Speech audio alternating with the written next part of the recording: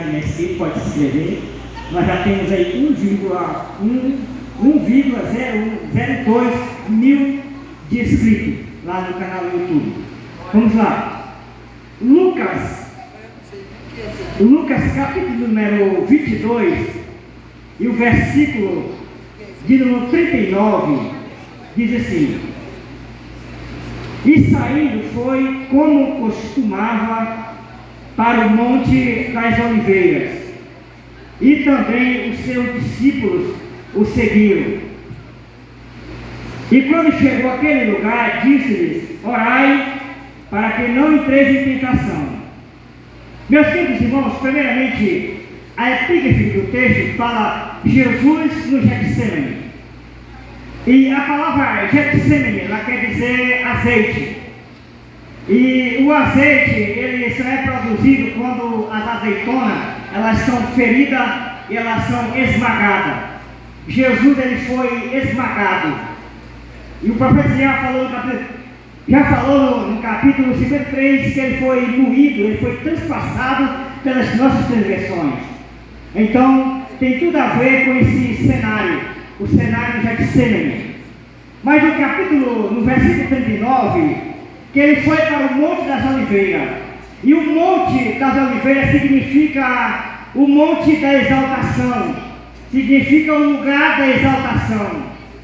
Mas primeiro, para ser exaltado, ele primeiro se humilhou. Porque o jardim de Getsemane foi um lugar onde Jesus ele se humilhou. Foi um lugar onde Jesus se humilhou, onde ele buscou a Deus em oração, onde ele se rendeu, onde ele se entregou para Deus.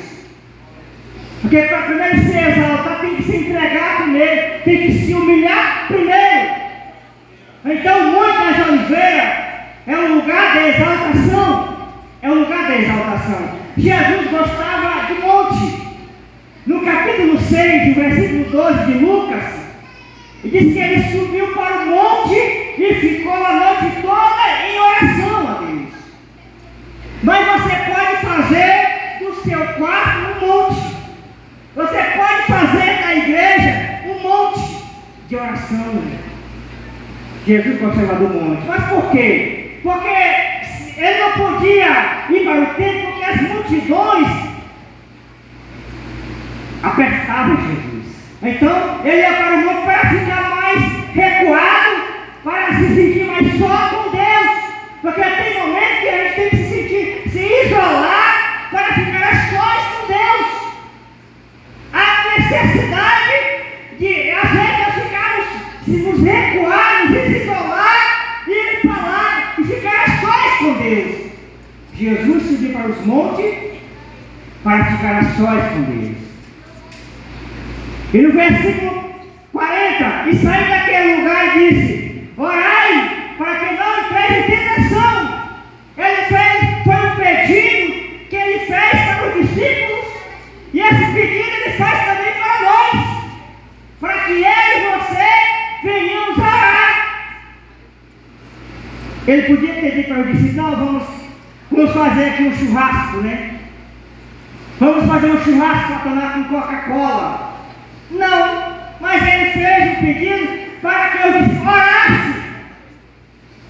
Porque o crente que não ora, ele está na iminência de cair em tentação. O crente que não ora, ele é um crente vazio. Ele é vazio, não tem nada de Deus.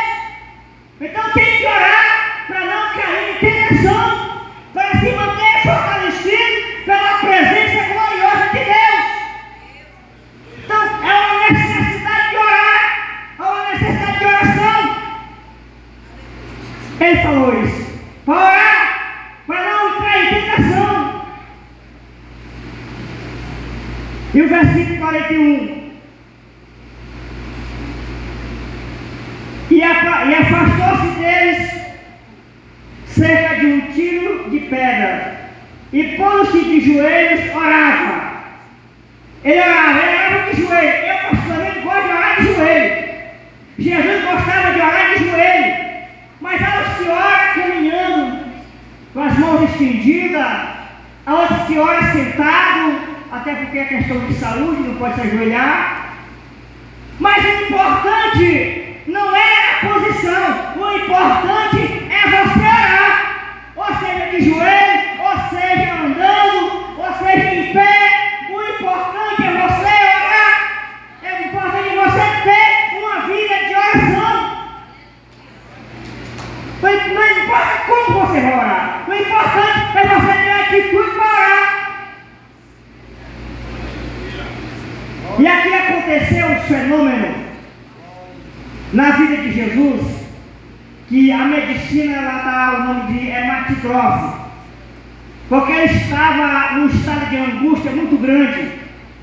E a medicina relata esse fenômeno quando alguém está no estado de angústia muito grande, o suor se transformou em gota de sangue que caía pelo chão, chamado-se de hematídrose. A medicina relata isso, esse fenômeno.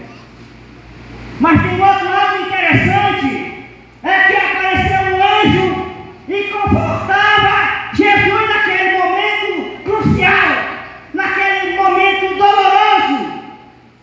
Apareceu um anjo e confortava ele, porque se orar, vai aparecer anjo. Porque se orar, vai aparecer anjo, se orar vai vir algo, vai aparecer alguma coisa, o sobrenatural vai acontecer. Se orar, algo acontece. No mundo espiritual, se orar, vai ter visão. Se orar, a coisa vai mudar. Se orar, vai aparecer algo diferente.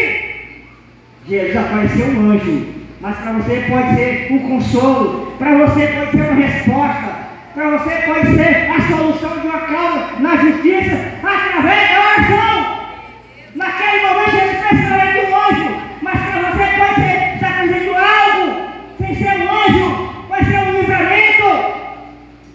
E orar. Se orar, algo acontece no mundo espiritual. E o sobrenatural acontece na vida daquele que ora. Que Deus em Cristo nos abençoe.